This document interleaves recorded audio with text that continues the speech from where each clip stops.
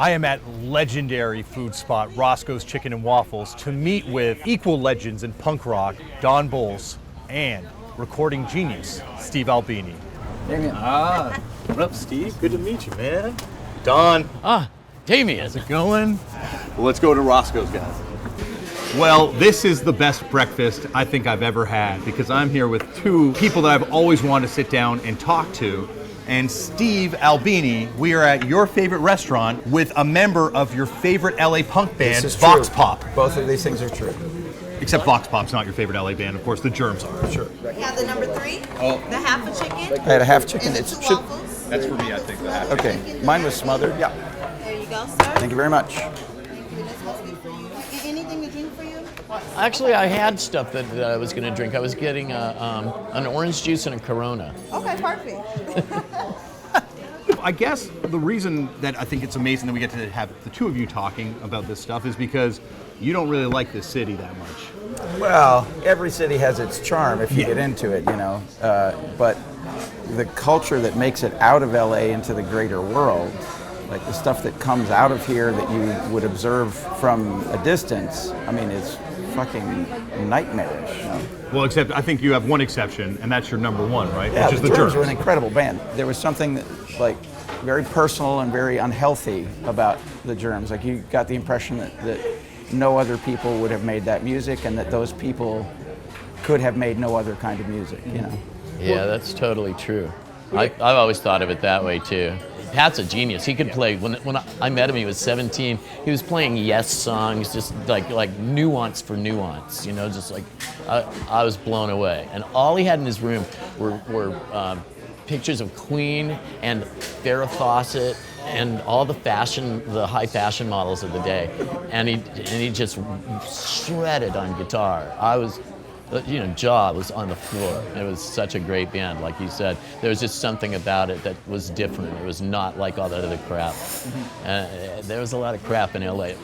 It seemed like all this stuff from LA was way more focused, way more concerned with image. I think this is one of the reasons that I always hated all the music that came out of here, is that outside LA, the scene and the focus of the attention was on the people making the music and the people who were their peers in the crowd who were participating in the experience. And out here, it seemed like the music scene was centered on the sort of the exploitation of music as commerce, and then everyone sort of accepted that as the background. Like, well, you know, you have to promote yourself, you have to try to get these gigs, you have to pay to play, you have to have a manager, like all this before stuff. punk came along and after punk left, it was like that. Yeah, like totally. All that stuff to me is completely external, and I consider it an insult to have to indulge that side of things, and so I just don't do it. But it's funny that, to me, the kind of DIY thing that becomes so key to punk doesn't start in New York. It's more when it comes to LA, and you have like Danger House starting up. You have people starting like The Mask, Brendan Mulling starting The Mask, because they weren't able to go to conventional clubs. Like CBGB's, for its amazing booking, was a conventional rock, blues, whatever club. Here they were kind of setting their own spaces. We had halls. Halls too, yeah. Yeah, it was a total DIY scene. And it was totally young people that were just genius that ran away from all these different places. There were street hustlers too, a lot of these kids. They were like selling their dicks on Hollywood Boulevard, you know, and then they'd show up at The Mask and be the guy from the Skulls, you know, and it was twisted. But I have a funny story about one of the biggest bands in LA that I was in. We were traveling around, I was in Wisconsin. What band was this? Celebrity Skin. Okay, I remember that name. Yeah. And we were listening to the Pixies, Surfer Rosa, and some other stuff. And I think you produced some of this stuff, right? And it was the best sounding thing I think we had ever heard. And we were looking for someone to do our record, right? Our singer and I are like, let's get Steve Albini. This guy's got the best sound of anybody.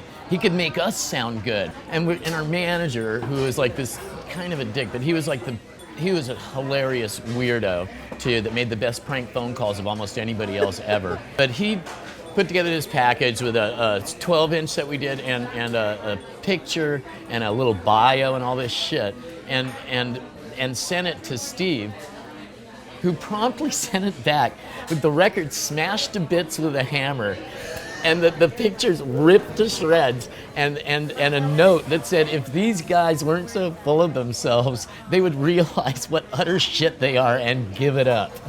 Fuck off, Steve Albini. And I was like, Now that sounds harsh even for me. no, but it was harsh. It was super harsh.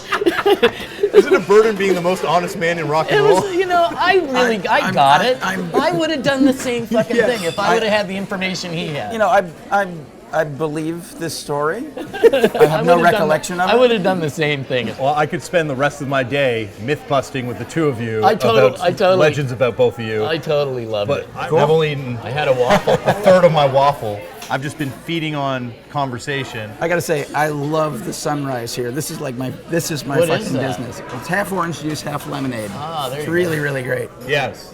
No, and let me tell you, I want to have every sunrise with you, Steve. Yeah.